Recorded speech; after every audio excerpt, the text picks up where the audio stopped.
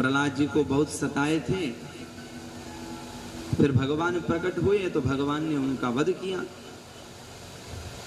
युधिष्ठिर महाराज जानना चाहते हैं कि देखो, शत्रु भी क्यों ना हो, डाकू भी क्यों ना हो, अपने पुत्र को कभी कोई मारता नहीं है इस प्रकार से, जिस प्रकार से प्रहलाद को हिरण्यकशिपु ने मारना चाहा। तो इतना भेदभाव क्यों रखता था, ये आप सुनाइए। जब इस प्रकार प्रश्न किए तो फिर पहले कही हुई कथा को पुनः कहने लगे। बोलिए सच्चिदानंद भगवान की जय। कल के पावन दिवस में हमने श्रवण किया कि भगवान वराह अवतार करके हिरण्याक्ष को तो मार दिए थे, परंतु उसका बड़ा भाई कौन है, हिरण्यकशिपु। जब से उसको पता चला कि कोई हरि अवतार लेकर के, हरि ही भगवान वराह अवतार लेकर के मेरे भाई को मारा, तब से बहुत वैर भाव रखता था।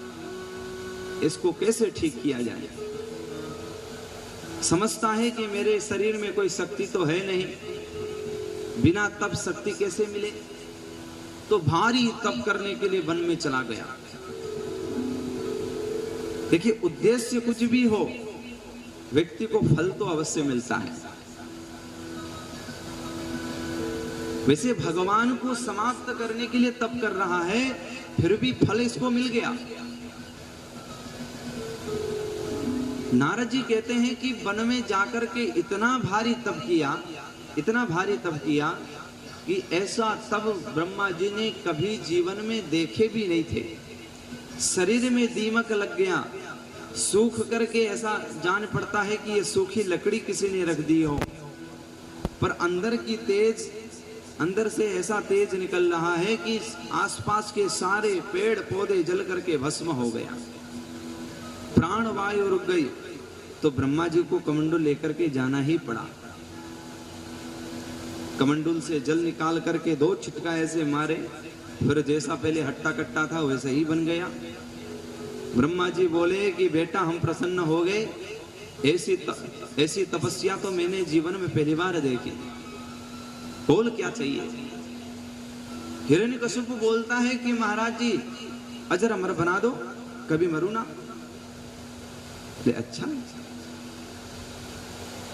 द्विपरार्ध के समय के बाद मैं भी भगवान के पेट में मुझको भी जाना पड़ता है, तो मैं तुम्हें अजर अमर कैसे बना सकता हूं। जो आया है वो तो जाना ही पड़ता है। आया है सो जाएगा, राजा रंक फकीर। चाहे किसी भी भेष में आप आओ, जाना तो निश्चय है। भैया ये सब मेरे बस की बात नहीं है, और जो कुछ भी आए तो सो मांग लेना। हिरण्यकशिपु को बड़ा धोखा लगा। इतनी भारी तपस्या हमने की, ब्रह्मा कहते हैं कि हम दे ही नहीं सकते। ठीक है, अभी सोच के बताता हूँ, 2-4 और लिस्ट हैं, इसको सुन लो।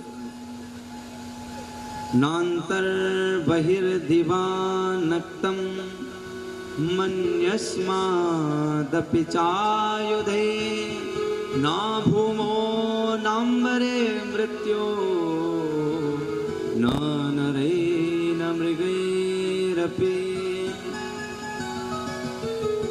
ठीक है बाबा, अगर आप ऐसा दे नहीं सकते हैं तो सुनो।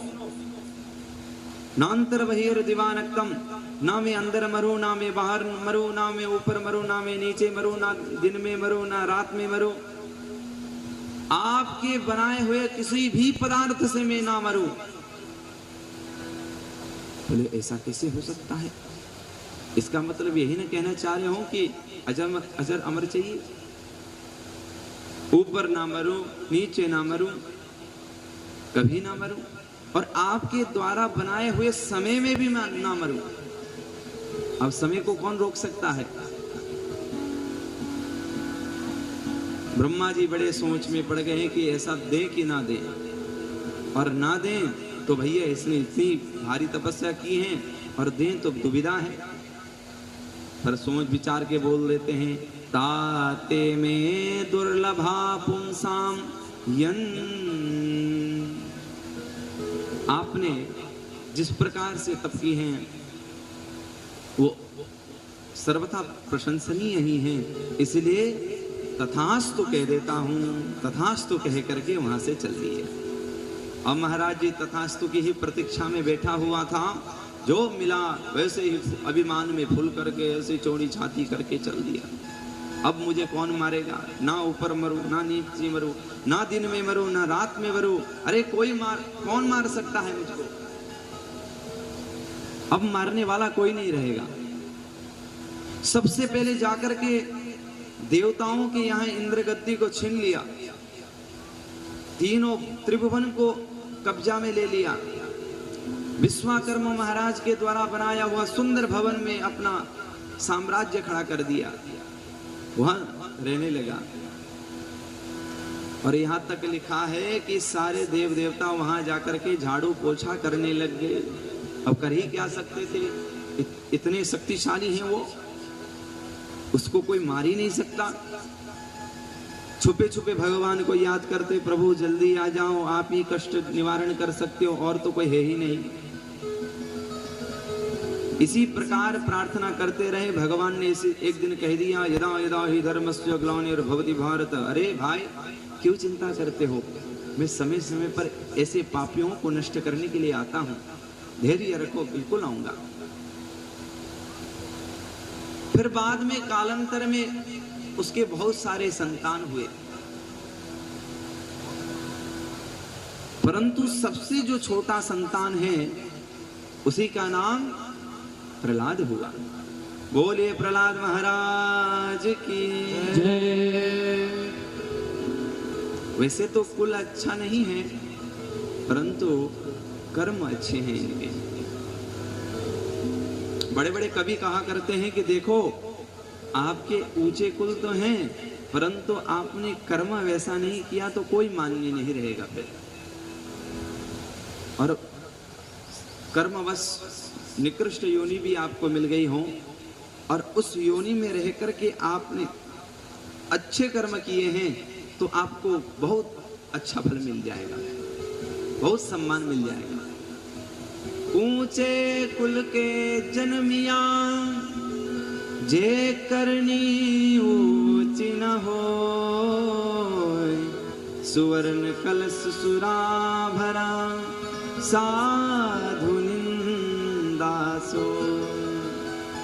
सोने का कलश हो, पर उस सोने के कलश में मदिरा भरा हो, शराब भरा हो, तो क्या साधु उस कलश को लेते हैं? कभी नहीं लेंगे। पात्र तो बड़ा अच्छा है, कीमती है, महंगा है, परंतु पात्र के अंदर जो भरा है, जो गंदगी भरी है, वो कभी साधु नहीं ले सकते हैं। अब मिट्टी के घड़े क्यों ना हो, अगर उसमें अमृत भरा हो तो सर्वथा वो वंदनीय है।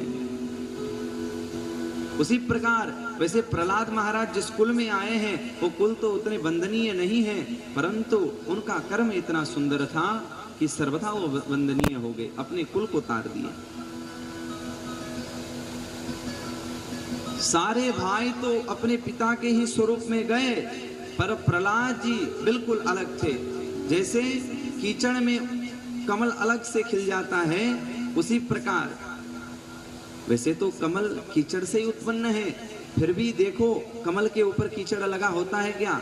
बिल्कुल नहीं। उसी प्रकार प्रहलाद महाराज खिले हुए हैं उस अपने वंश में। पिता का जो स्वभाव है ठीक उल्टा स्वभाव है उनका। पिता चाहते हैं कि समस्त भगवान विष्णु भक्त को, कोई भी शिव भक्त हो, विष्णु भक्त हो, गणेश भक्त हो, भक्त मिलते ही उसको सर्वथा नष्ट किया जाए, खत्म कर दिया जाए। और प्रहलाद को कोई मिलता भक्त तो महाराज सीधे जाकर के चरण में लेट जाते, ठीक उल्टा काम करते। साधु की सेवा करते प्रहलाद महाराज, और उनके पिता साधु की हत्या करते। बार बार प्रार्थना करते कि प्रभु जो निष्ठा अभी चढ़ी है वो निष्ठा कभी उतरे नहीं। क्यों? क्योंकि बार बार ऐसी निष्ठा कभी आती नहीं है। बड़े बड़े कुल में हम जन्म लेते हैं, फिर भी प्रभु के से प्रीत करना कभी कभी भूल जाते हैं। धन्य है प्रहलाद महाराज जो ऐसी निष्ठा